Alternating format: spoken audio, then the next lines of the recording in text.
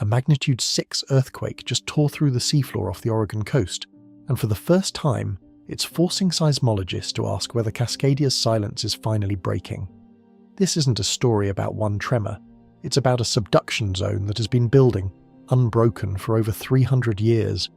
And new offshore instruments are now showing it may not be as locked as we thought.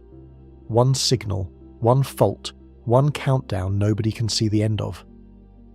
If you follow extreme Earth events, hit subscribe, because this pattern is still moving. Now let's start with what actually happened, and what it didn't mean. At 7:25 in the evening, Pacific time, the ocean floor moved 183 miles off the coast of Bandon, Oregon. A magnitude 6.0 earthquake 6 miles deep sent a jolt through seismometers up and down the coast. No tsunami warning followed. No structural damage was reported. To most people who felt nothing and heard about it secondhand, it looked like a non-event, a number on a scrolling ticker gone by morning. But for the scientists who watched this stretch of coastline for a living, that number mattered for a different reason. It landed almost exactly where the Earth had been expected to move, and almost exactly where it wasn't supposed to matter. Here's the distinction that gets lost every time a headline screams West Coast earthquake. Not every quake off Oregon and Washington happens on the fault everyone's actually afraid of. This one occurred on what's called the Blanco Fracture Zone, a roughly 200-mile transform fault that runs diagonally across the seafloor, cutting through the Juan de Fuca plate like a seam. The Blanco Fracture Zone is one of the most seismically restless features in the Pacific Northwest. It produces earthquakes constantly, most too small to register outside a science lab, a handful large enough to make the news. This is a plate grinding sideways against itself, not two plates locked in a slow-motion collision. That second kind of boundary, the collision, is the one that keeps emergency planners awake. It's called the Cascadia Subduction Zone, and it sits closer to shore, in a completely different structural regime. And that's the point worth sitting with for a second. The quake that just made headlines was not technically a Cascadia event. Let that sink in. And yet within days, it was being folded into the same conversation, the same fear, the same countdown clock, because something else was happening at the same time, something that made a magnitude 6 on a nearby fault land very differently than it would have 2 years ago. Barely 3 months earlier, in April, an entirely separate swarm of earthquakes lit up offshore instruments overnight. Dozens of small events in a matter of hours, the largest topping out around magnitude 4.2. That swarm occurred along the Juan de Fuca Ridge, a spreading centre where new oceanic crust is actually being born, plates pulling apart rather than crashing together. Pacific Northwest seismologists were quick to note that swarm activity there is expected, even routine, tied to the ridge's ongoing volcanic and tectonic processes, and that it carried no elevated risk to the megathrust itself. So why does any of this matter? Why are two separate earthquake sequences, one on a transform fault, one on a spreading ridge, neither one technically on the Cascadia megathrust, and suddenly part of the same story? Because for the first time in the history of monitoring this region, scientists have direct evidence that the Cascadia subduction zone itself is not behaving the way the textbook said it should. And that context changes how every offshore tremor gets read, whether it's directly on the megathrust or not. A region that used to be treated as one uniform, silently locked slab is now being mapped as something far more complicated, segmented, leaking fluid in places, possibly unlocking in ways nobody built the old risk models around. We'll walk through exactly what that discovery showed in the next part, because it's the real engine behind why this moment feels different. For now, hold on to this. The Cascadia subduction zone is a roughly 700-mile fault running from northern Vancouver Island down to Cape Mendocino in northern California, sitting 70 to 100 miles offshore, where the Juan de Fuca plate is being forced beneath the North American plate at a rate of about 4 centimeters a year, roughly the speed your fingernails grow. That doesn't sound like much, but that motion doesn't happen smoothly. The two plates are locked together by friction along the shallow portion of the boundary, which means the strain doesn't release gradually, it accumulates. Every year the plates don't slip, more stored energy gets banked into the rock. The last time that bank emptied out was the night of January 26, 1700, in a rupture scientists estimate at magnitude 9 or higher, one so massive it sent a tsunami across the entire Pacific Ocean and left a written record in Japan. a wave with no earthquake attached to it, until researchers pieced together the Pacific Northwest source nearly 3 centuries later. That's the backdrop against which this year's offshore activity is being read. Not because a 6.0 on a side fault is by itself a warning shot. It isn't. Emergency management officials in Oregon have been explicit that events like this carry no tsunami risk and no direct signal of an imminent megathrust rupture. But because the broader monitoring picture around Cascadia has shifted so much in the past few months that seismologists are watching every offshore signal with a level of attention they simply didn't have 2 years ago. The instruments are new, the data is new. And what that data is showing about the fault itself is the part of this story most people haven't heard yet. That's not a small distinction, it's the whole reason this video exists. This isn't a story about one earthquake, it's a story about what scientists just learned is happening underneath the ocean floor, 300 years into a waiting period nobody can put a clock on. And the next part is where that discovery actually starts. To understand why a fluid study published this year has seismologists recalibrating their sense of risk, you have to understand what the Cascadia subduction zone actually is, not as a line on a map, but as a physical process happening right now, silently, underneath roughly 70 miles of Pacific Ocean. Picture 2 enormous slabs of rock, each hundreds of miles across, moving toward each other at the speed your fingernails grow, about 4 centimeters a year. One slab, the Juan de Fuca plate, is oceanic, denser, colder, born at a spreading ridge offshore and slowly pushed eastward over millions of years. The other, the North American plate, is continental. The ground under Portland, Seattle, Vancouver Island, everything you'd call home in the Pacific Northwest. Where they meet, the Juan de Fuca plate doesn't stop. It dives, it subducts beneath the North American plate, sliding downward into the mantle, eventually melting and feeding the volcanoes of the Cascade Range, Rainier, Hood, St. Helens. That volcanism is a visible symptom of a process that's otherwise completely hidden. Here's the part that matters for risk. In a healthy, well-behaved subduction zone, that sliding would happen more or less continuously, in small increments, releasing stress as it goes. Cascadia doesn't do that. In the shallow portion of the boundary, the upper 18 or so miles, the 2 plates aren't sliding past each other at all, they're locked. Friction is holding them together, welding the leading edge of the North American plate to the top of the descending Juan de Fuca plate. The plates below that locked zone keep moving. The plates at that locked zone do not.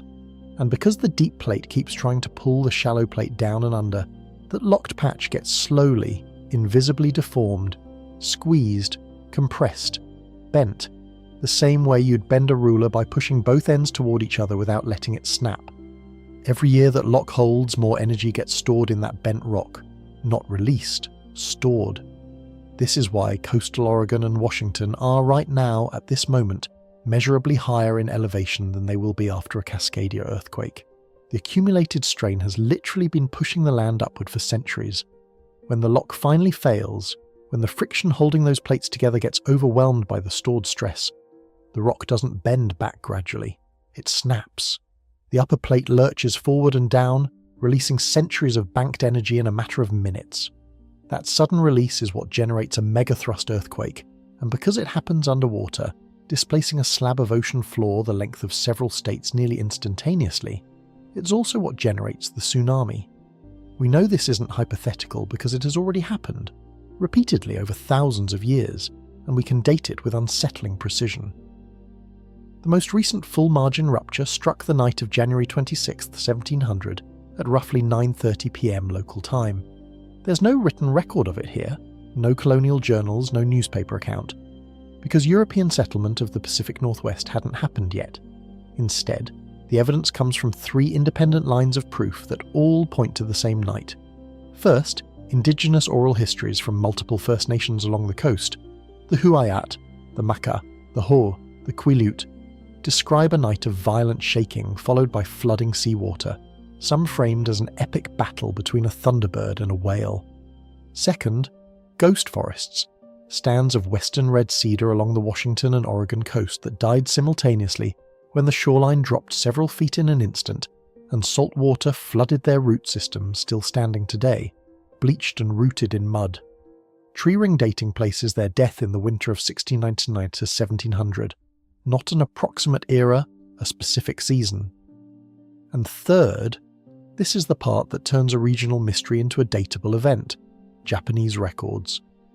Japan has recorded natural disasters since roughly 600 AD, and buried in those annals is an account of a 16-foot tsunami that struck the coast of Honshu with no earthquake to explain it. Scholars called it an orphan tsunami for nearly 300 years, until a seismologist matched the timing to Cascadia and worked backward. The wave hit Honshu about 10 hours after the quake, which meant the earthquake itself struck the Pacific Northwest around 9 p.m. on January 26, 1700, Pacific Standard Time. 3 independent datasets: oral history, dead trees, and a foreign disaster record, all converging on the same night.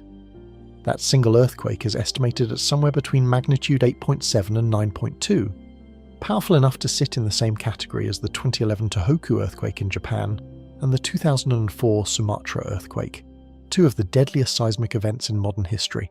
And it wasn't a one-time anomaly. Sediment cores pulled from the seafloor and from lakes along the coast show a layered record called turbidites, underwater landslides triggered by shaking, stacked one on top of another like tree rings, each one marking a separate great earthquake. That record shows at least 19 major ruptures over the past 10,000 years, arriving on average every 300 to 500 years, though the actual gaps have ranged as short as 2 centuries and as long as 1,000. Do the math, and here's where the phrase overdue starts circulating, and where we need to be precise, because precision is the difference between informed and alarmist. It has now been 326 years since the last full rupture. That sits comfortably inside the historical range, not obviously beyond it. The US Geological Survey currently estimates a 10 to 15% chance of a magnitude 9+ full margin rupture somewhere in the Pacific Northwest over the next 50 years, with some models, factoring in southern segment behaviour specifically, running as high as 22% for at least a partial rupture in that same window. That is not a countdown clock. It's a probability, built on an admittedly imperfect 10,000-year record, and it means the fault could rupture within the hour you're watching this, or it could hold for another 2 centuries.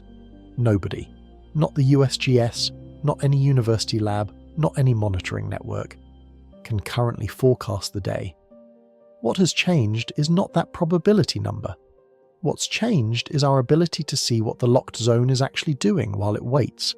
And that's where this story stops being about historical pattern and starts being about a discovery made just this year, one that's quietly rewriting what locked even means. That's where we're headed next. Every time an earthquake strikes off the coast of Oregon or Washington, the same question ripples through comment sections and group chats within minutes.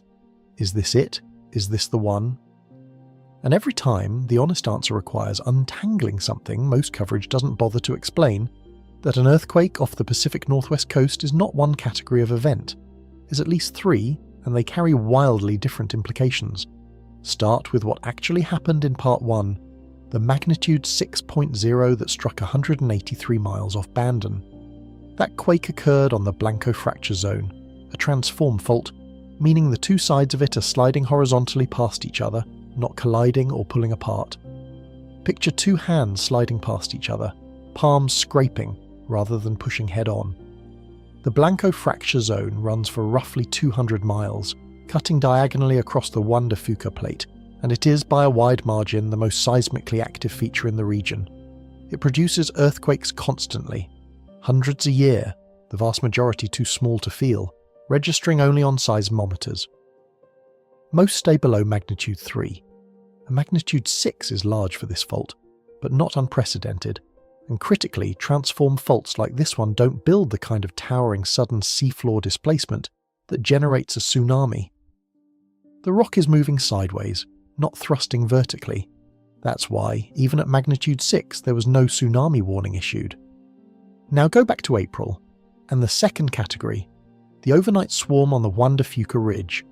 A ridge is a spreading centre, the seafloor equivalent of a wound that never heals, where magma rises and cools into new oceanic crust, and the plates on either side are pulled apart rather than pushed together.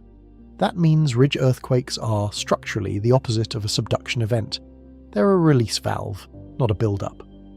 The Pacific Northwest Seismic Network's director described that swarm, dozens of quakes overnight, the largest around magnitude 4.2, as activity that posed no danger at all to people on land, explicitly separate from the Cascadia subduction zone and likely tied to ongoing volcanic and spreading processes at the ridge rather than any accumulating megathrust stress. So now hold both of those next to the third category, the one that actually keeps emergency planners up at night: a rupture on the Cascadia megathrust itself, the shallow, locked interface where the Juan de Fuca plate is being forced directly underneath the North American plate. That's a thrust fault, not a transform fault and not a spreading ridge. When it fails, the seafloor doesn't slide sideways or pull apart. It lurches upward and forward in one sudden motion, displacing an enormous column of ocean water above it almost instantaneously. That vertical displacement is the entire mechanism behind a tsunami. Transform faults like Blanco generally don't do this. Spreading ridges like Juan de Fuca don't do this. The megathrust does. Here's why that distinction isn't just academic pedantry. It's the difference between panic and preparedness. If every offshore magnitude 5 or magnitude 6 event got treated as a potential Cascadia trigger, the warning system would cry wolf constantly, and when a real megathrust signal eventually appeared, people would already be numb to it. Emergency management agencies in Oregon and Washington are explicit and consistent on this point. Earthquakes on the Blanco fracture zone and the Juan de Fuca ridge, even magnitude 5 or 6 events, do not indicate the megathrust is about to fail, and they do not trigger tsunami warnings unless the National Oceanic and Atmospheric Administration's monitoring system determines otherwise based on the fault mechanism and depth. But, and this is the turn, the reason this particular moment in 2026 reads differently than the same headline would have read 2 years ago, the fact that this year's offshore activity isn't directly on the megathrust doesn't mean it's irrelevant to it. Fault systems interact. Stress transferred by an earthquake on a nearby structure can, in some cases, nudge a neighbouring fault closer to its own failure point, even without triggering it outright. And more importantly, the reason scientists are paying closer attention to every offshore signal this year, Blanco, the ridge, all of it, is that brand new data has revealed the megathrust itself is not the uniform, silently locked slab the old models assumed. Some portions may be leaking stress in ways nobody had directly observed before. That discovery doesn't come from either of the earthquakes we just discussed. It comes from something quieter and arguably more significant. Seafloor instruments listening not for earthquakes, but for the absence of them, for the subtle acoustic signature of fluid moving through rock deep beneath the ocean floor. That's the discovery that's actually driving the shift in expert concern, and it deserves its own full explanation, because it involves a piece of scientific infrastructure most people watching this have never heard of: an underwater observatory, hundreds of miles of fibre optic cable laid directly across the most dangerous fault in North America, built specifically to listen to a silence nobody could previously hear. What that array picked up is where we're going next, and it's going to reframe everything you just learned about what locked actually means. For most of the history of earthquake science, the Cascadia subduction zone has been a blind spot, not because nobody wanted to study it, but because of where it is. It sits 70 to 100 miles offshore, under thousands of feet of Pacific Ocean, along a stretch of coastline with a relatively short historical record. Compare that to a subduction zone like Japan's, which has been densely instrumented for decades and produces frequent moderate earthquakes that give scientists a constant stream of data about how the fault behaves. Cascadia does the opposite. It's unusually quiet. Other subduction zones rumble constantly as their plates grind past each other in small increments. Cascadia mostly doesn't. For a long time, that silence was interpreted simply: the plates must be locked, fully and uniformly, storing energy with no leakage at all. Silence read as certainty. But silence can also just mean you don't have a microphone close enough to hear. That's the problem a University of Washington-led research team set out to solve, using a piece of infrastructure called the Regional Cabled Array, an underwater observatory built from more than 550 miles of electro-optical cable laid directly across the seafloor off Washington and Oregon, threaded with sensors capable of picking up seismic noise far too faint to register as a conventional earthquake. Instead of waiting for large, discrete tremors, this array listens continuously, the way a doctor might use a stethoscope to hear things a standard checkup would miss entirely. What they were listening for wasn't earthquakes in the traditional sense.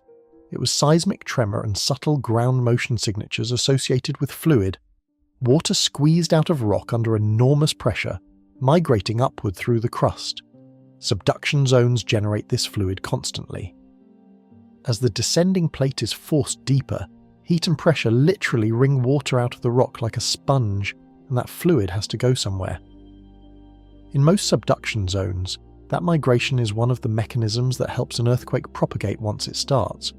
Fluid pressure along the fault plane can act almost like a lubricant, either helping a rupture spread further or in some cases providing pathways that relieve stress before it can build catastrophically. The team pulled 13 years of ground motion data from sensor sites positioned in different segments of the fault, one near Vancouver Island, two off the coast of Oregon, and the results, published this year in the journal Science Advances, did not match the old assumption of a single, uniformly locked slab. In the northern segment near Vancouver Island, the data confirmed what the textbooks expected. Quiet, locked, no significant fluid signal. But in the central region, off the Oregon coast, the picture was different. The instruments picked up evidence of slow slip events, a phenomenon where the fault creeps forward gradually over days or weeks, far too slowly to feel, releasing some strain without producing a conventional earthquake, alongside clear signs of fluid movement. Taken together, the researchers describe this as evidence the central segment may be only partially locked, not fully welded shut the way the northern portion appears to be. One of the study's co-authors put it plainly: it's preliminary, but the variable fluid pathways running through Cascadia appear capable of changing how a large earthquake on this fault would actually behave, and that single sentence carries enormous weight, because it doesn't just add a new data point, it complicates the entire mental model scientists have used to talk about the big one for decades. Here's why. If the fault really is segmented, some portions locked tight, others partially unlocked and slowly leaking stress through fluid pathways, that has direct implications for how a rupture might propagate if and when it starts. In some subduction zones elsewhere in the world, researchers have observed similar fluid pathway features acting almost like circuit breakers, stopping a rupture from continuing along the full length of a fault that might otherwise have gone the distance. If Cascadia has that same kind of internal segmentation, a rupture that starts in, say, the southern portion of the fault might behave very differently than one that starts near Vancouver Island, potentially staying contained to a partial margin event, rather than cascading into the full 9+ magnitude scenario. Or it might not. That's the honest, current limit of the science. This discovery reveals structure nobody had directly measured before, but it does not yet tell researchers definitively whether that structure makes the worst-case scenario more likely, less likely, or simply different in character. What the study's authors are explicit about is this: these findings do not change the underlying odds. That 10 to 15% chance of a full margin rupture in the next 50 years remains the reference estimate. What they change is the level of detail scientists have about what's actually happening beneath the ocean floor while that clock runs. For the first time, there's direct offshore evidence that Cascadia isn't the monolithic, uniformly silent slab it's been treated as in public messaging for years. It has moving parts. It has internal weather, if you want to think of it that way. Regions behaving differently from their neighbours, hundreds of miles apart on the same fault. That single discovery, partial unlocking, fluid pathways, segmentation, is the real reason this year's offshore earthquake activity is being read with more urgency than it might have been 18 months ago. Not because the Blanco quake or the Juan de Fuca Ridge swarm are themselves dangerous. They're not. But because scientists now have direct evidence that the megathrust underneath all of it is more structurally complex and possibly more active in places than anyone had confirmed before. And that segmentation discovery connects to something else researchers found only months earlier: evidence that part of the plate system feeding into Cascadia isn't just segmented, but is, in one specific location, physically tearing apart. That's a different kind of finding entirely, and it's next. If the fluid pathway discovery complicated the picture of Cascadia's shallow locked zone, a separate line of research published around the same window complicates something even more fundamental: the shape of the plate system feeding into it in the first place. For decades, the standard diagram of this region showed three major tectonic players: the Juan de Fuca plate subducting beneath the North American plate, with the Pacific plate further offshore, meeting the other two at a single point near the California-Oregon border, called the Mendocino Triple Junction. Clean, Simple, 3 pieces. It's the version in almost every textbook and every news graphic you've ever seen about the big one. New research, built on tracking swarms of extremely small earthquakes off Northern California, tremors far too weak to ever feel, the kind that only show up as statistical patterns in years of seismic data, has found that the real structure underneath that junction is not 3 plates, it's 5.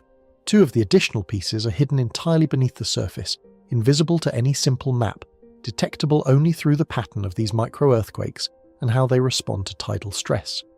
The same gravitational pull from the sun and moon that moves ocean tides also places subtle, rhythmic stress on the crust, and when that stress lines up with the natural direction the plates are already moving, these tiny earthquakes increase. That correlation is how researchers mapped shapes in the rock nobody had confirmed before. What they found at the southern end of the Cascadia subduction zone is a portion of the North American plate that has broken away from the rest of the continental plate and is being dragged downward, riding along with the smaller Gorda plate as it subducts beneath North America. Further south, near where the Pacific plate meets this junction, a separate fragment of rock, researchers are calling it the Pioneer Fragment, is being pulled underneath the continent as the Pacific plate moves north along the San Andreas system. In plain terms, the boundary between stable continent and subducting ocean plate isn't a clean line at Cascadia's southern edge, it's frayed. Pieces of what used to be assumed as solid continental crust are being torn off and carried down with the oceanic plate, and the actual location of the plate boundary itself is not where the old maps put it. One of the study's authors said it plainly. It had been assumed that faults follow the leading edge of the subducting slab, and this doesn't. The plate boundary isn't where scientists thought it was. Why does this matter for a video about earthquake risk rather than a geology lecture? Because it reinforces from an entirely separate research direction the same core theme the fluid pathway study revealed. Cascadia is not one continuous uniform fault, behaving the same way along its full 700-mile length. It's segmented, geologically, structurally, mechanically. The northern end near Vancouver Island behaves differently from the central Oregon coast, which behaves differently from the frayed, fragmented southern end near Cape Mendocino, where multiple plate systems are tangled together in ways that are still being mapped. This segmentation isn't new information in the broader sense. Scientists have known for years that the southern portion of Cascadia ruptures more frequently than the north, with some estimates putting its recurrence interval at roughly every 240 years and giving it as much as a 40% chance of a significant earthquake in a given long-term window, compared to the north's longer, quieter cycle. What's new is the resolution. Researchers can now see, in far more structural detail than ever before, why that difference exists. Not just that the south ruptures more often, but that the underlying plate geometry down there is genuinely more complicated, built from more moving pieces than the standard 3-plate model ever accounted for. Think of it like this. If you'd only ever seen a house from the outside, you might describe it as one solid, uniform structure. Send in an inspector with the right tools, and suddenly you learn it's framed with several different materials built in stages, with load-bearing walls in some places and thin partitions in others. The house didn't change. Your understanding of how it would behave under stress just got a lot more precise and a lot more complicated. That's what's happened to Cascadia in the space of about a year. 2 independent lines of research, one listening for fluid movement in the shallow locked zone, one mapping hidden plate fragments at the southern junction, have both arrived at the same underlying conclusion from different directions. This fault system has far more internal structure than the models used to plan for the big one ever incorporated. And both discoveries share the same honest caveat. Neither one has changed the headline probability number. The 10 to 15% chance of a full margin rupture in the next 50 years still stands as the reference estimate that emergency planners use. What's changed is the level of detail scientists have about the machinery underneath that number, and a machine understood in more detail is not automatically a more dangerous machine. It's a better understood one. That distinction matters, and we'll come back to it directly when we talk about model uncertainty later in this video, but detail cuts both ways. More segmentation could mean a rupture that starts in one section is more likely to stay contained there, sparing the rest of the coast the full 9 magnitude scenario. Or it could mean the opposite, that stress transferred between newly identified fragments creates pathways for a rupture to cascade further than the old, simpler models predicted. Scientists don't yet know which, That uncertainty is not a gap in this video's research, it's the actual current state of the science, and it's exactly why researchers keep describing these findings as preliminary, worth watching closely rather than worth alarm on their own. What isn't preliminary is what happens if and when a full margin rupture does occur. Regardless of which segment it starts in or how the fragments beneath the southern junction ultimately behave, that part of the science is well established, extensively modelled, and genuinely alarming on its own merits, shaking that lasts minutes, not seconds. A tsunami that could reach 100 feet in isolated inlets, infrastructure loss measured in decades, not weeks. That's where we're going next, out of the research labs and into what this fault would actually do to the coastline it sits beneath. Everything up to this point has been about signals, instruments, and structure. The quiet science of trying to understand a fault before it moves. This part is different. This is what happens after it does. Start with the shaking itself, because it is unlike almost anything most people on the West Coast have ever experienced. A shallow crustal earthquake, the kind that hits cities like Seattle occasionally, or the 2001 Nisqually quake that struck south of Seattle, typically produces intense shaking for 30 seconds, maybe less, concentrated close to the epicenter. A full margin Cascadia rupture is a fundamentally different animal, because the fault plane involved is enormous, up to 700 miles long and dozens of miles wide. The shaking doesn't come from a point source. It comes from an area roughly the size of several states rupturing in sequence, and the intense ground motion that produces lasts, by current estimates, somewhere between 4 and 7 minutes.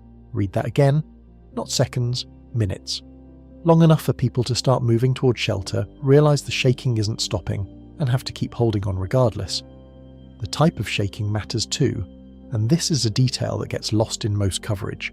Subduction zone earthquakes generate low-frequency ground motion, long rolling waves rather than the sharp, jarring shocks typical of a shallow crustal quake.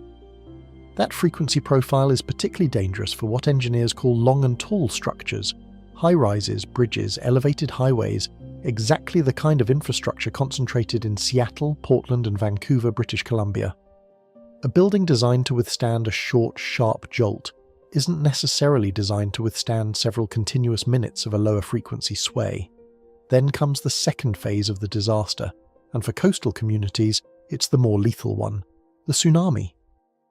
Because a megathrust rupture doesn't just shake the ground, it physically displaces the seafloor upward and forward in one sudden motion, shoving the entire column of ocean water above it. That displacement radiates outward as a tsunami capable of reaching heights up to 100 feet in the most vulnerable coastal inlets, arriving at some shoreline communities in as little as 10 to 20 minutes after the shaking starts. For context, that's often not enough time to drive anywhere. The standard guidance for coastal residents isn't "get in your car," it's when the shaking stops, walk immediately to high ground, because roads may already be damaged, gridlocked, or underwater by the time a car would help. The Oregon Resilience Plan has modelled what a full margin event would actually do to the state, and the numbers are worth sitting with, not for shock value, but because they translate an abstract magnitude number into something you can picture. Total economic losses in Oregon alone are projected to exceed $32 billion, nearly a fifth of the entire state's economic output gone in minutes.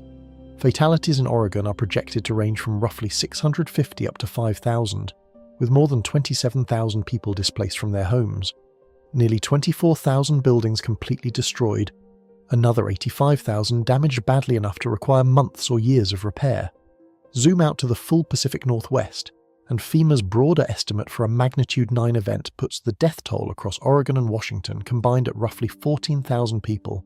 And then there's what happens after the shaking and the wave, the part that gets the least airtime but may matter the most for how communities actually survive the following weeks.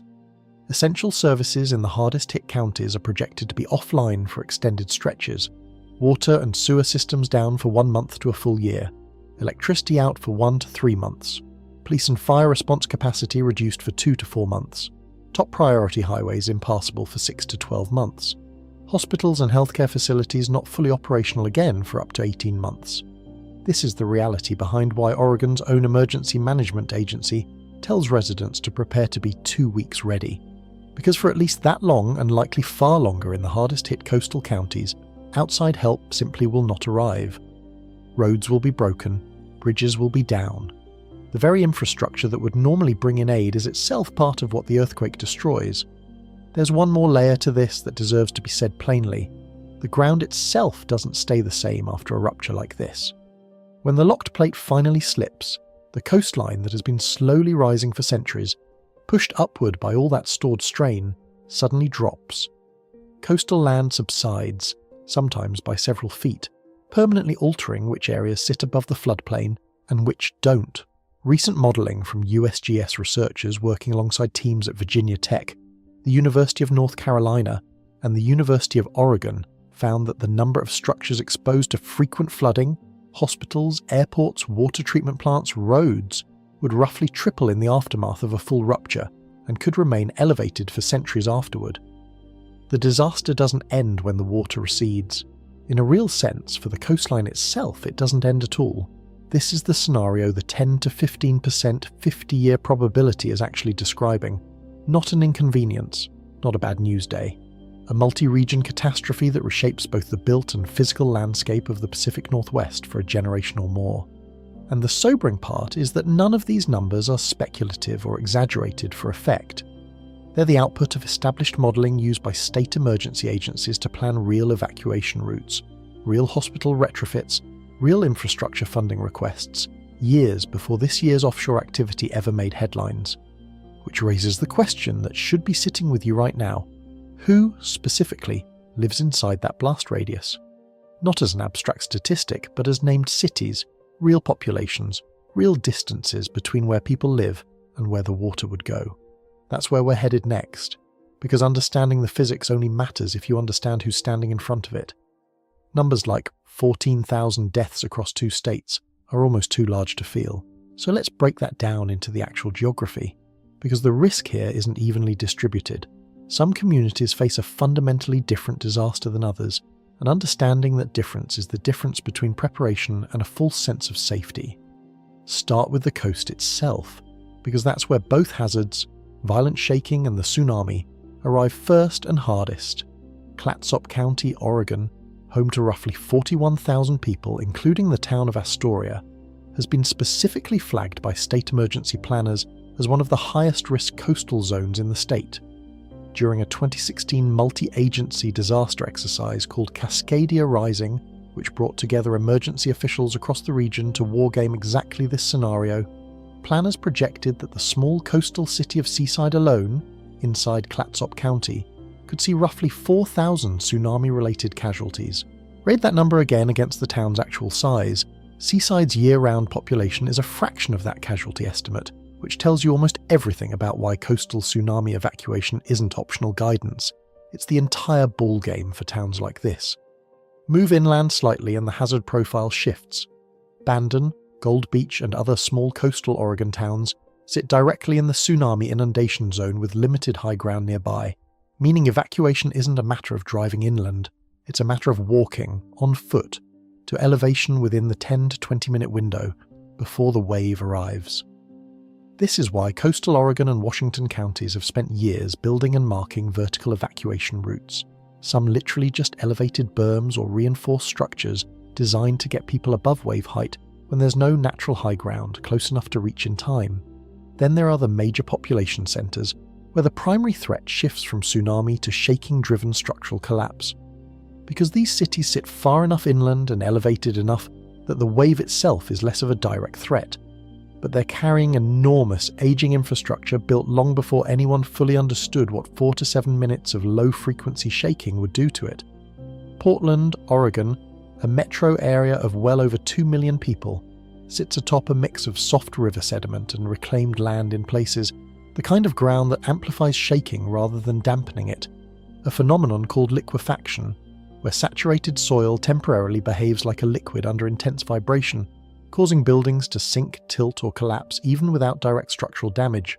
Seattle and Tacoma, Washington, combined home to well over 1 million people in the urban core alone, face a similar liquefaction risk along their waterfronts and in low-lying industrial areas, layered on top of the fact that both cities are dense with the exact kind of long and tall structures, high-rises, elevated highways like Seattle's aging viaduct-era infrastructure, bridges over Puget Sound, that are most vulnerable to the low-frequency shaking a subduction earthquake produces.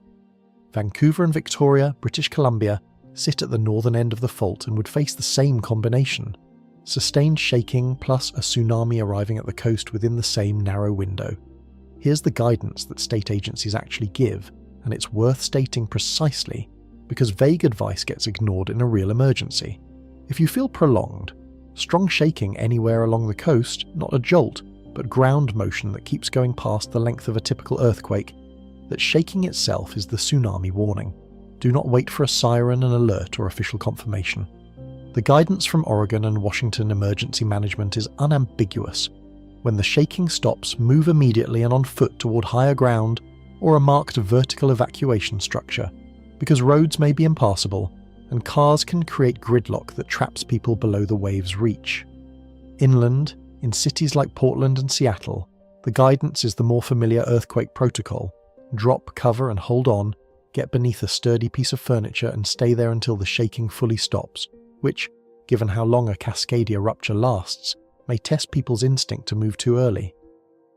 This is also where the 2 weeks ready framing becomes personal rather than abstract. County emergency officials across the region have been direct about this. The majority of people in the hardest hit coastal zones will not be evacuated by outside help in the days immediately following a rupture, because the roads, bridges, and airports needed to bring that help in are themselves part of the damage. Lane County's Emergency Management Office has described losing federal disaster preparedness funding as a serious setback to closing this gap, meaning the responsibility for surviving those first 2 weeks currently falls disproportionately on individual households and local communities, not a fast-arriving federal response. None of this is meant to be paralyzing, it's meant to be specific, because specific risk is something you can actually plan around, and vague fear is something you can't. Knowing whether you live in a tsunami inundation zone, knowing where your nearest vertical evacuation point is, knowing that shaking lasting longer than a minute is itself the warning, these are concrete, actionable facts, not just dramatic ones. But preparation isn't only about the moment the ground moves, it's about what the following weeks actually look like when the systems everyone depends on, water, power, hospitals, roads, are simultaneously offline across an entire region. That's not a hypothetical add-on to this story. It's the part of the disaster that state emergency planners say will determine how many of the people who survive the earthquake itself go on to survive what comes after it. That's where we're headed next. Survive the shaking, survive the wave, if you're in its path. For a huge number of Pacific Northwest residents, that's where the disaster movie in their head ends. In reality, it's where the harder, slower phase begins. And it's the phase state emergency planners say will actually determine how many people who survive the first 10 minutes go on to survive the following weeks. Here's the blunt version of the timeline drawn directly from Oregon's own state disaster planning. Water and sewer service in the hardest hit areas could be offline for anywhere from 1 month to a full year. Electricity 1 to 3 months.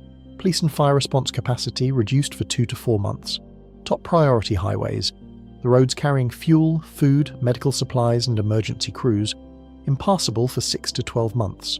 Hospitals not fully operational again for up to 18 months. These aren't worst-case outlier numbers pulled for shock value. They're the planning assumptions Oregon's Department of Emergency Management uses right now to size the state's own disaster response. Sit with what that actually means for a normal household. It means the tap might not run. It means a phone call for an ambulance might not connect.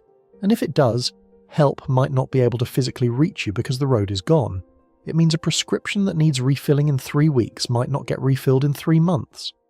This is why the framing Oregon uses isn't have an earthquake kit. It's be 2 weeks ready, a specific minimum threshold.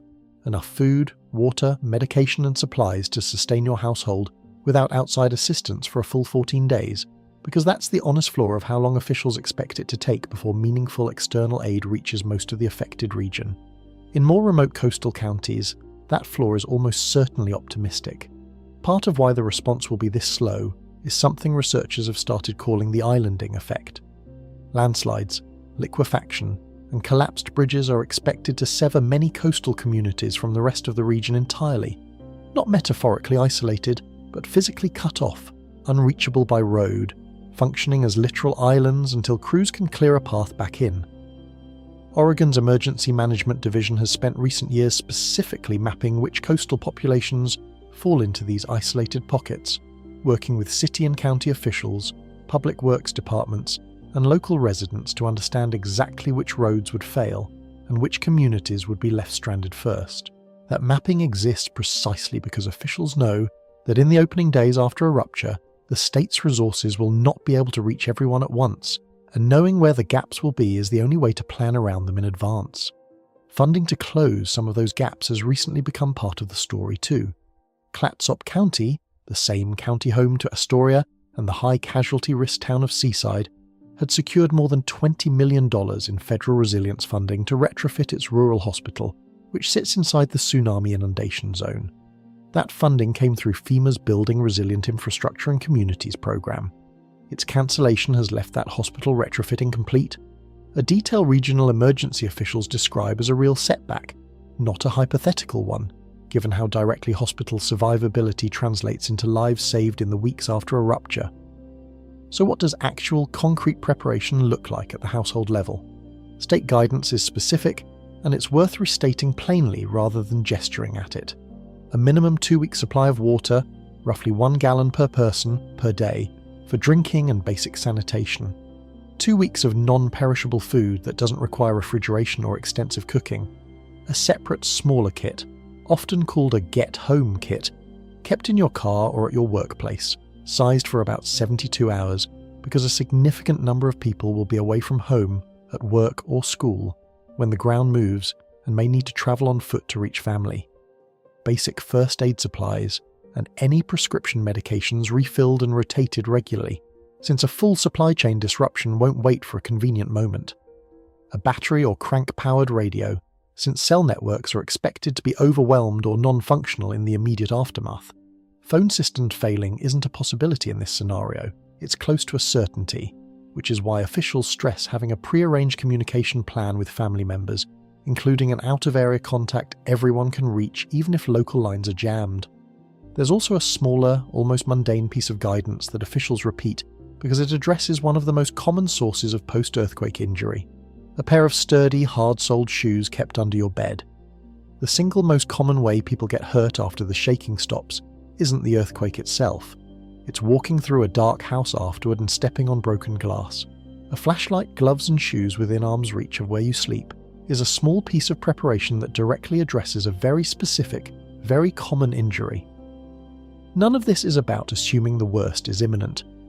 It's about the honest planning assumption every county in the region is already operating under. When this happens, help will not arrive quickly, roads and hospitals will not function normally for months, and the households and communities that have already prepared for that gap will be the ones that get through it with the least additional harm. That's not fear-based messaging. It's the same category of advice as wearing a seatbelt, a small, unglamorous action taken in advance of a risk that is real, quantifiable, and currently sitting at somewhere between a 1 in 10 and roughly 1 in 5 chance over the next half-century. That probability range is itself worth pausing on, because it's wider than a lot of coverage lets on. And the reasons it's wide, the places where even the experts studying this fault openly disagree with each other, are exactly what we need to walk through next. Because so far, this video has presented Cascadia's risk as a single settled number. It isn't. And understanding where the real uncertainty lives, as opposed to where people just assume it does, is the difference between healthy caution and outright panic. Every number in this video so far has been presented as if it were a single agreed-upon fact. It isn't, and pretending otherwise would be a disservice to what's actually a much more interesting and more honest picture of how earthquake science works. Start with the headline figure everyone repeats: a 10 to 15% chance of a magnitude 9 plus full margin rupture on the Cascadia subduction zone in the next 50 years. That number comes from the US Geological Survey's National Seismic Hazard Model, and it's built primarily on a time-independent recurrence model, essentially treating each possible rupture as a random event governed by the fault's long-term average interval of roughly 500 years, without heavily weighting how much time has passed since the last one. But USGS researchers themselves note that if you instead apply what's called a time-dependent model, one that factors in the 326 years since the last rupture using something called a Brownian passage time distribution, essentially treating the fault's clock as having some natural rhythm around that 500-year average rather than being purely random. The resulting probability shifts. Different methodologies, applied to the same underlying data, produce meaningfully different numbers. Neither approach is wrong. They're answering the question with different assumptions about how memory-driven the fault's timing actually is. An honest scientist will tell you nobody has definitively settled which assumption is more accurate. Then there's the split between a full margin and a partial margin rupture, and here the range widens considerably. If the entire 700-mile fault gives way at once, researchers estimate the magnitude would land somewhere between 8.7 and 9.2, with roughly a 16 to 22% chance of that specific full margin scenario occurring within the next 50 years.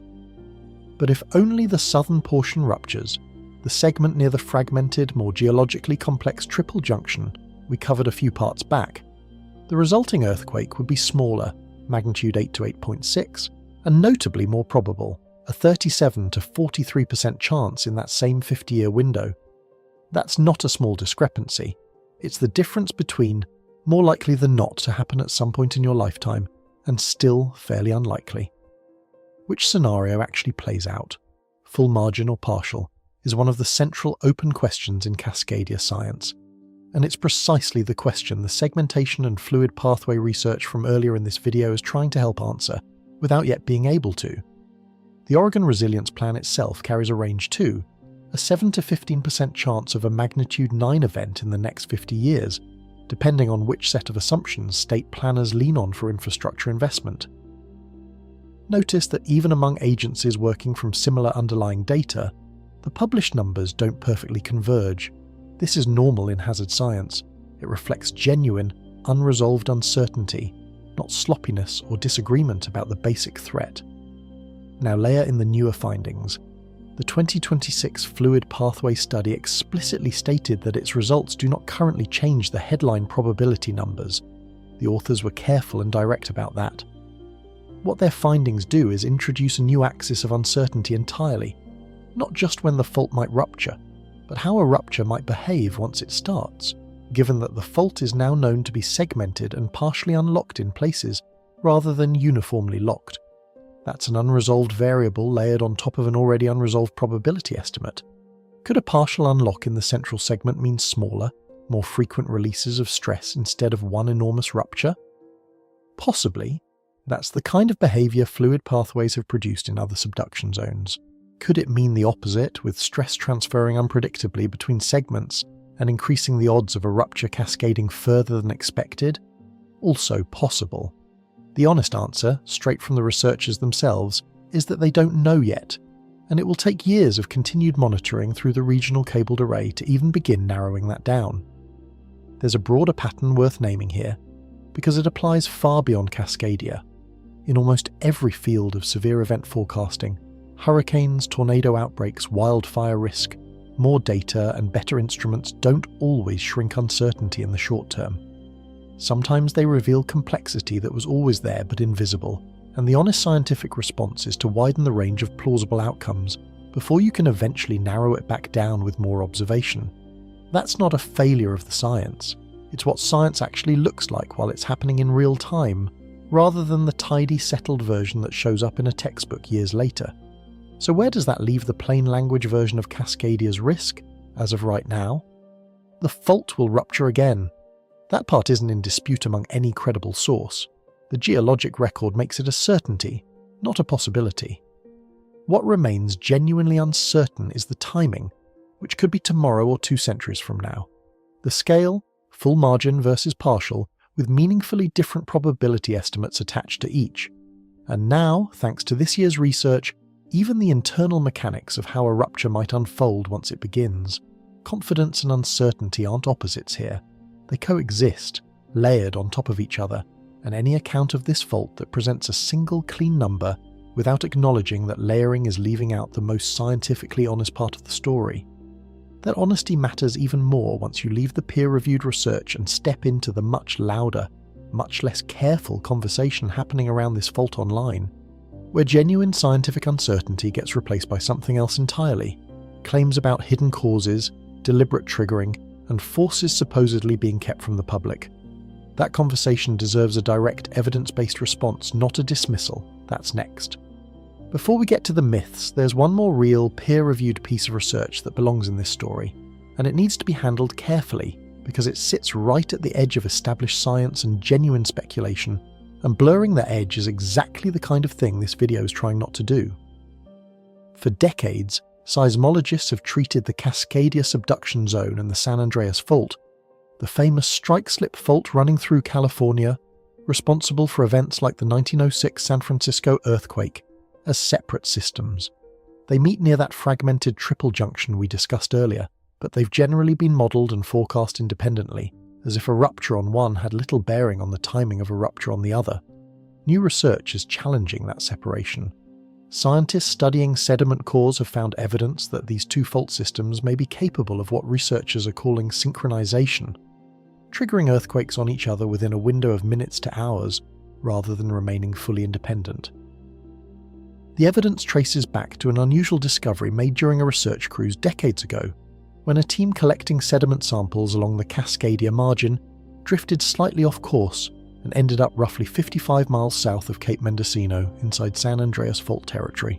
Rather than discard the detour, the researchers took a core sample there too, and what they found was unusual. Instead of the normal consistent turbidite pattern, with coarse material settling at the bottom and finer sediment layering on top, the pattern was disrupted in a way that suggested two separate triggering events close together in time, not one. That single, unusual core sample sat as an open question for years. It's now being revisited alongside a documented real-world precedent from the other side of the Pacific. In 2004 and 2005, two major earthquakes struck Sumatra roughly 3 months apart, on what researchers believe were mechanically linked fault segments. One rupture apparently increasing stress on a neighbouring segment enough to help trigger the second.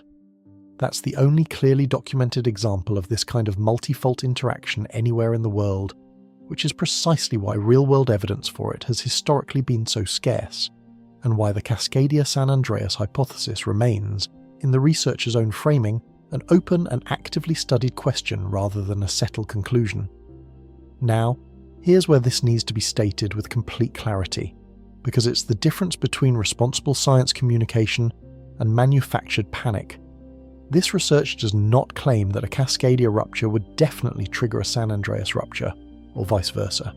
It suggests a mechanism by which the two systems could interact, evidenced by one unusual sediment sample and one documented precedent from an entirely different part of the world. That's a hypothesis under active investigation, not a forecast. If it holds up under further research, the implication would be genuinely significant. Instead of a single region disaster, the Pacific coast could theoretically face a scenario where a Cascadia rupture and a major San Andreas earthquake strike in close succession, compounding the disaster response across two states simultaneously rather than one. But if it holds up, is doing real work in that sentence. This is speculative, forward-looking research, explicitly flagged as such by the scientists conducting it, and it should be treated with the same appropriate skepticism you'd apply to any single study finding awaiting replication. Why include it at all then, rather than leave it out until it's more settled? Because this is genuinely how frontier science looks while it's happening. Messy, partial, built on unusual data points that don't yet form a complete picture. And pretending otherwise, either by hyping it as confirmed or by ignoring it entirely, would misrepresent where the actual research currently stands. The honest place to leave it is exactly where the researchers themselves leave it, an intriguing, mechanistically plausible connection between two of the West Coast's most dangerous faults, worth continued study, not yet worth building emergency plans around as a confirmed scenario. That kind of careful, evidence-first speculation is worlds apart from a different category of claim that tends to surface every time offshore seismic activity makes headlines, the kind involving deliberate triggering, hidden government programs, and forces supposedly manipulating the Earth itself. Those claims don't come from peer-reviewed journals or seafloor cable arrays. They come from a very different place, and they deserve to be addressed directly, with the same real data we've been using this entire video, rather than dismissed with a shrug. That's next. Anytime a fault this dangerous makes headlines, a predictable second conversation starts running in parallel to the scientific one. claims that the earthquake or the swarm or the timing of it all wasn't natural, that it was triggered, that someone or something is manipulating the Earth itself, and the official explanation is a cover story. This video isn't going to wave that conversation away with an eye roll, because dismissal doesn't actually address anyone's underlying concern. It's going to walk through what the real data shows, using the exact same instruments and research already covered in this video, and let that data do the talking.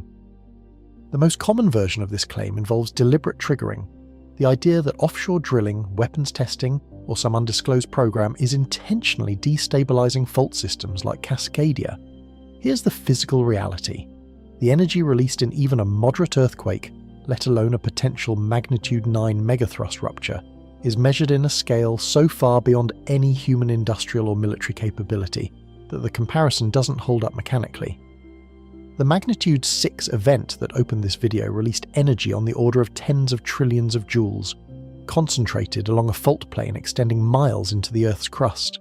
Under pressures and confinement no surface-based technology can replicate or meaningfully influence at that depth and scale. The actual documented cases of human activity triggering earthquakes exist, and they're worth naming precisely because they show what real triggering actually looks like.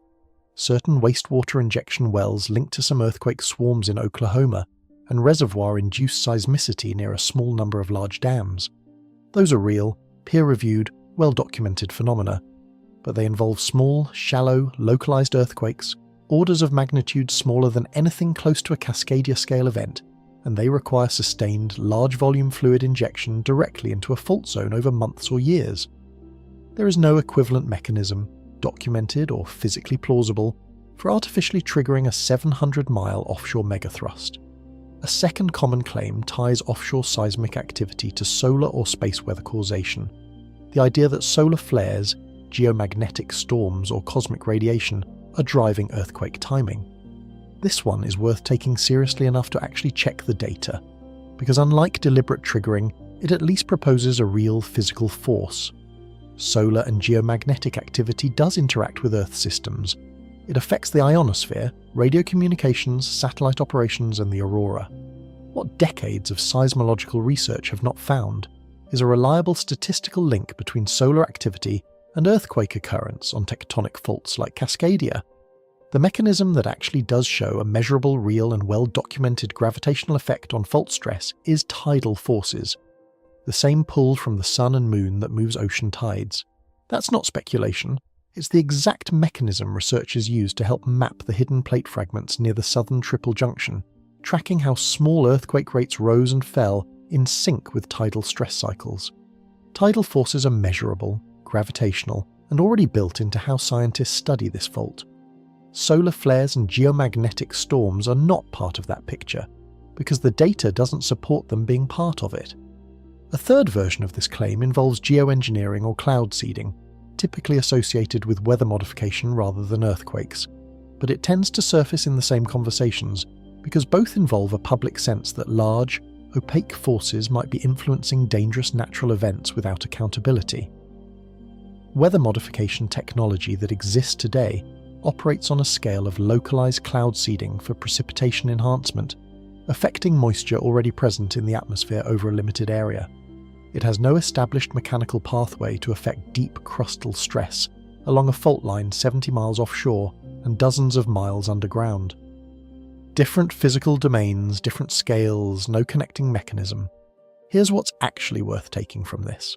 The impulse behind these claims isn't irrational.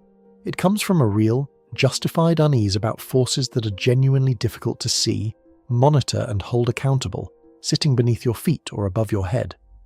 That unease is legitimate. What this video is offering instead is the more difficult, less tidy truth. Nobody is triggering Cascadia. Nobody needs to. The fault is doing exactly what geologic evidence says it has done every 300 to 500 years for at least the last 10,000. Building strain from ordinary plate motion, 4 centimeters a year, completely on its own, with or without anyone watching. The genuinely unsettling part of this story was never a hidden human hand. It's that a process this large, this old, and this well-documented remains, even now only partially understood by the scientists who've spent their careers studying it. A natural system so vast that our best instruments are only just beginning to hear what it's actually doing. That on a scale, a fault system operating on a timeline of centuries, driven by forces bigger than any human intervention, is worth sitting with for a moment before we widen the lens even further, because the story doesn't end at the fault line itself. It connects to slower, longer-running changes across the entire region, changes that are separate from the earthquake risk but compound its consequences. That broader picture, clearly flagged as more speculative territory than anything covered so far, is where we're headed next. Everything covered so far in this video sits on solid ground. Peer-reviewed research, published probability estimates, documented historical earthquakes, established engineering projections. This next section is different, and it needs to be labelled as such from the first sentence. This is speculative extension, not confirmed forecast. It's the responsible act of asking what else compounds this risk, rather than treating the earthquake as an isolated event happening in a vacuum, separate from everything else already underway in the region. Hold that distinction as we go. We already know from established modelling that a Cascadia rupture would triple the number of structures exposed to frequent flooding. Hospitals, airports, water treatment plants, roads, largely because of permanent coastal subsidence, land dropping several feet the moment the fault slips. That part is confirmed science, covered earlier in this video. What's speculative is layering that finding against a second, independent trend. Rising sea levels and shifting precipitation patterns already reshaping flood risk along the same coastline, entirely separate from any earthquake. Researchers who study climate-driven coastal change and researchers who study Cascadia earthquake risk have historically worked in separate fields, publishing separate models, rarely combined into a single, unified projection. Some scientists have begun raising the question of what happens when those two independent stressors, sudden earthquake-driven subsidence and gradual climate-driven sea level rise, land on the same coastline within the same multi-decade window. Nobody has published a definitive combined model answering that question yet. It's a genuinely open area of research, not a documented finding, and treating it as anything more than an important question worth asking would misrepresent where the science actually stands. Here's why the question matters anyway, even without a firm answer. If a Cascadia rupture happens decades from now, rather than tomorrow, it would land on a coastline that has already been gradually reshaped by rising water levels, more intense atmospheric river events, and shifting river flood patterns across Oregon and Washington. A hospital or water treatment plant sited today just outside a current flood zone might, by the time a rupture eventually occurs, already be operating closer to the edge of that same zone for entirely unrelated climate reasons. Meaning the earthquake wouldn't be creating new vulnerability from scratch, it would be pushing an already shifting system further and faster than either hazard would on its own. That's a reasonable hypothesis based on how these two systems separately behave. It is not a modelled, quantified prediction, and no credible source is currently putting a number on it. The same speculative caution applies to a question raised earlier in this video and worth revisiting honestly here. Whether Cascadia and the San Andreas Fault might someday rupture in close succession. If that mechanism is real, and again, that remains an open hypothesis built on limited evidence, a combined scenario spanning California, Oregon, and Washington simultaneously would represent a categorically different disaster than any single fault event straining mutual aid networks, National Guard deployments, and federal disaster response capacity across multiple states at once, rather than one. This is exactly the kind of low-probability, high-consequence scenario that emergency planners are professionally obligated to think through, even while acknowledging the underlying science isn't settled. Thinking about it isn't alarmism. Ignoring it because it isn't settled yet would be its own kind of mistake. What ties all of this speculative territory back to the confirmed science covered earlier is the same one machine idea introduced at the very start of this video. A subduction zone that's building strain doesn't operate independently from the coastline sitting on top of it, and the coastline doesn't operate independently from the ocean rising against it, or the neighbouring fault system sitting a few hundred miles to the south. These are genuinely separate physical processes, running on different timelines, driven by different forces, but they interact, they compound, and increasingly researchers across multiple disciplines are starting to ask whether they need to be modelled together rather than in isolation. That shift in thinking, more than any single new data point, may be the most significant scientific development still ahead for this region. Not a discovery about the fault itself, but a discovery about how many different systems actually touch it. That brings this video to where it needs to end. Not with more new findings, but with the honest summary of what all of this actually adds up to, and what it means for the people living on top of it, right now in July of 2026, whether or not anything happens tomorrow. Start where this video started. This was never two stories. It was one machine, an offshore fault building strain for 326 years, a shallow water quake on a nearby transform fault that made headlines but wasn't itself the danger. New instruments listening to that machine for the first time and finding it more segmented, more fluid, more structurally complex than any model before it accounted for. A coastline sitting directly on top of all of it, and beyond that, a second coastal hazard rising slowly from an entirely different direction, and a second fault system to the south that may, or may not, be listening to the first. Different processes, different timelines, one region absorbing all of them at once. Here's what's actually known, stated plainly without hedging where hedging isn't warranted. The Cascadia subduction zone will rupture again. That's not a probability. The geologic record, 19 ruptures deep across 10,000 years, makes it a certainty. The last one struck the night of January 26, 1700, and every year since has added more stored strain to a fault that hasn't released it. New offshore monitoring has confirmed, for the first time with direct evidence, that this fault isn't a single uniform slab. It's segmented, partially unlocked in places, structurally more complicated at its southern end than any prior map showed. And the consequences of a full rupture, when it happens, are not speculative. Minutes of violent shaking, a tsunami reaching 100 feet in the most exposed inlets, tens of thousands of destroyed structures, and a recovery timeline measured in months to years for the systems people depend on every single day. Here's what remains genuinely, honestly uncertain. The timing, this could happen within the hour, or not for another 2 centuries, and no instrument on Earth can currently narrow that further. The scale, full margin versus partial margin rupture, carrying meaningfully different magnitude and casualty projections, with probability estimates that still range depending on which model you trust. And now, thanks to this year's research, even the internal mechanics of how a rupture would actually propagate once it starts, given a fault we now know behaves differently from one segment to the next. Confidence and uncertainty sitting side by side, both true at once. That's not a weakness in the science. It's what honest science looks like while it's still being done. So here, one final time, is what that honesty asks of you. If you live along the coast and you feel shaking that lasts longer than a normal earthquake, don't wait for a siren. Move on foot to high ground immediately, because the shaking itself is the warning. If you're inland, drop, cover and hold on, and stay down longer than instinct will tell you to, because this fault doesn't shake for seconds, it shakes for minutes, and regardless of where you live in this region, be 2 weeks ready. Water, food, medication, a communication plan with someone outside the area, hard-soled shoes within reach of where you sleep.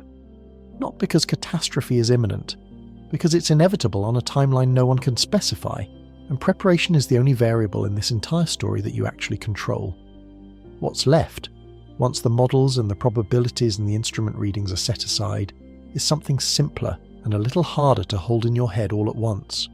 A slab of ocean floor, 4 centimeters a year, patiently sliding beneath a continent, building toward a moment it has reached 19 times before and will reach again, on a timescale so much larger than a single human life that urgent and centuries away can both be true at the same time.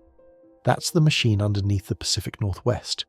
It was moving before anyone was watching, and it will keep moving long after this conversation ends.